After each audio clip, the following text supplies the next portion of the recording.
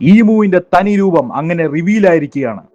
ഇതിന്റെ spoilers April 1 അഥവാ April ഫൂൾസിന്റെ ദിവസമായിരുന്നു വന്നത്. അത് കാരണം ഞാൻ ആദ്യമൊന്നും ഇത് വിശ്വസിച്ചില്ല. എന്തായാലും നമുക്ക് ചാപ്റ്ററിലേക്ക് കടക്കാം. ചാപ്റ്റർ 1179. ഈമു അങ്ങനെ എൽബാഫിലേക്ക് പോകാൻ റെഡി ആയിരിക്കുക. അപ്പൊ ഈ ഗോറോസൊക്കെ ദൈവത്തെ ഓർത്ത് പോകല്, നമുക്ക് വേറെ ഏതെങ്കിലും വഴി നോക്കാം, വേണമെങ്കിൽ ഒരു അഡ്മിറലിനൊക്കെ നമുക്ക് എൽബാഫിലേക്ക് വിടാം എന്നൊക്കെ പറഞ്ഞുകൊണ്ടിരിക്കുകയാണ്. അപ്പോഴാണ് ഗാർലിംഗ് വരുന്നത്.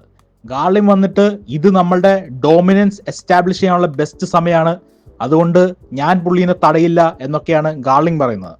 അപ്പൊ തന്നെ യോർക്ക് ഗാർലിങ്ങിനെ വിളിക്കുന്നുണ്ട്. യോർക്കിന്റെ പ്രശ്നം എന്ന് വെച്ചാൽ യോർക്ക് വിചാരിച്ച പോലെ പുള്ളിക്കാരിക്ക് ഫുഡും കാര്യങ്ങളൊന്നും കിട്ടുന്നില്ല. അപ്പോൾ ഇതെന്താ ഇങ്ങനെയെന്ന് ചോദിച്ചപ്പോൾ ഗാർലിംഗ് പുള്ളിക്കാരിയോട് പറഞ്ഞു, ഹോളി ലാൻഡിൽ മൊത്തത്തിൽ ഫുഡിന് ഷോർട്ടേജ് ആണ്, അപ്പോൾ നിനക്ക് എന്തെങ്കിലും കിട്ടണമെങ്കിൽ നീ പെട്ടെന്ന് മദർ ഫ്ലെയിം ഉണ്ടാക്ക് എന്ന് പറഞ്ഞു. ഈമു പോകുന്നതിന് മുമ്പ് ഇതുവരെ നടന്ന എല്ലാ കാര്യങ്ങളും ഓരോന്നോരോന്നായി ഓർക്കുവാണ്.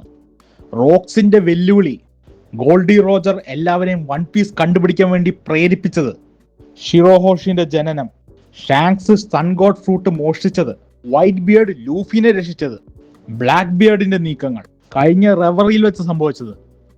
ഈ ഓരോ കാര്യങ്ങളും പണ്ടേ ആരൊക്കെയോ തീരുമാനിച്ച പോലെയാണ് നടക്കുന്നത് എന്നാണ് ഈമു പറയുന്നത്. ഇങ്ങനെയൊക്കെ പറഞ്ഞുകൊണ്ട് ഈമു എൽബാഫിലേക്ക് ടെലപ്പോർട്ട് ചെയ്തിരിക്കുകയാണ്. അതേസമയം എൽബാഫിൽ ഇപ്പോൾ മൊത്തം ഒരു ശാന്തമായ അന്തരീക്ഷമാണ്. എല്ലാ ഗോഡ്സ് നൈറ്റിനെയും സ്ട്രോ ഹാറ്റ്സും ജയൻസും കൂടെ ഡിഫീറ്റ് ചെയ്തു. മറ്റൊരു കാര്യം എന്താണെന്ന് വെച്ചാൽ നമുക്ക് ഗോഡ്സ് നൈറ്റിന്റെ വീക്ക്നെസ് ഫൈനലി റിവീൽ ആയി എന്നാണ് തോന്നുന്നത്. കാരണം നമ്മൾ കഴിഞ്ഞ ചാപ്റ്ററിൽ കണ്ടാണ് സമേഴ്സിന് ഒരു സ്റ്റീൽ ഹാർട്ടാണുള്ളത്. ഈ സ്റ്റീൽ ഹാർട്ട് ഡിസ്ട്രോയിഡ് ആയാൽ സമേഴ്സ് മരിക്കുമോ എന്ന് സോറോ ചോദിക്കുമ്പോൾ സമേഴ്സ് പേടിക്കുന്നുണ്ട്. സാൻജിയും കില്ലിംഗ്ഹാമും തമ്മിൽ ഒരു സംസാരം അവിടെ നടക്കുന്നുണ്ട്. മറ്റൊരു വശത്ത് ലൂഫി തന്റെ സ്ട്രെങ്ത് തിരിച്ചു കിട്ടാനായിട്ട് ലൂക്കിയുടെയും റാഗ്നിയറുടെ കൂടെയും ഫുഡ് കഴിച്ചുകൊണ്ടിരിക്കുകയാണ്. അപ്പൊ തന്നെ പെട്ടെന്ന് ആകാശത്തൊരു വലിയ സ്റ്റാർ ഷേപ്പിലുള്ള ഒരു മാർക്ക് പ്രത്യക്ഷപ്പെടുകയാണ്. 4 ബ്ലാക്ക് കളർ സ്മോക്സിന്റെ പില്ലേഴ്സും അതിൽ നിന്ന് ഒലിച്ചിറങ്ങിക്കൊണ്ടിരിക്കുകയാണ്. എൽബാഫിലെ വീടുകളും മരങ്ങളും ജീവനോടെ വന്നിട്ട് ഡോർ ഓറൺ ഡോർ ഓറൺ ഡോർ ഓറൺ എന്നിങ്ങനെ പാടിക്കൊണ്ടിരിക്കുകയാണ്. അപ്പൊ തന്നെ എൽബാഫിലെ പാലസിൽ നിന്ന് ഒരു വലിയ കോൺഗ്രസ് ആക്കി ലൂഫി, സോറോ ഇവരൊക്കെ ഫീൽ ചെയ്യുകയാണ്. ഈമു ആ പാലസിന്റെ ഉള്ളിൽ പ്രത്യക്ഷപ്പെട്ടിരിക്കുകയാണ്. പക്ഷെ എന്താണെന്നറിയില്ല, പുള്ളി ചെറുതായിട്ട് ചോര തുപ്പുന്നുണ്ട്.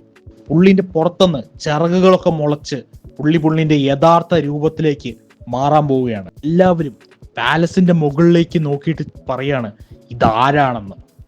ചാപ്റ്ററിന്റെ അവസാനത്തെ പേജിൽ പാലസിന്റെ മുകളിൽ ഈമു പുള്ളിന്റെ യഥാർത്ഥ രൂപത്തിൽ ഇരിക്കുന്നത് നമുക്ക് കാണാൻ സാധിക്കുന്നുണ്ട്. ലുണാറിയനെ പോലത്തെ ഡാർക്ക് സ്കിന്നും വൈറ്റ് ഹെയറും, എവേക്കൻഡ് ഡെവിൾ ഫ്രൂട്ട് യൂസേഴ്സിനുള്ള പോലത്തെ ഡാർക്ക് ക്ലൗഡും, അതിൽ കണ്ണുകളുടെ പാറ്റേൺസും, ദേഹം മുഴുവൻ വൈറ്റ് ടാറ്റുവും, ഒരു നീണ്ട കുന്തം പോലത്തെ ആയുധവും, ഡെവിളിനെ പോലത്തെ കൊമ്പും വാലും. ഇയാൾ ആരാണെന്ന് പറയുകയാണെങ്കിൽ വേൾഡ് ഗവൺമെന്റ് ഉണ്ടാക്കിയ 20 പേരിൽ ഒരാൾ, the one and only devil's ഫ്രൂട്ടിന്റെ പവറുള്ളയാൾ, king of the world, saint Imu Nerona. അടുത്ത ആഴ്ച ബ്രേക്ക് ഉണ്ട്. സോ ഇതൊക്കെയാണ് ഈ ചാപ്റ്ററിൽ നടന്നത്. എനിക്ക് ഒരു പിടിയില്ല ഇനി സ്ട്രോ ഹാറ്റ്സ് ഒക്കെ പുള്ളിനെ എങ്ങനെ ഡിഫീറ്റ് ചെയ്യുമെന്ന്. ലൂക്കിയും ലൂഫിയുമാണ് നമുക്കുള്ള ആകെയുള്ള പ്രതീക്ഷ. സോ എന്തൊക്കെയാണ് നടക്കാൻ പോണേ നമുക്ക് കാണാം. പീസ്.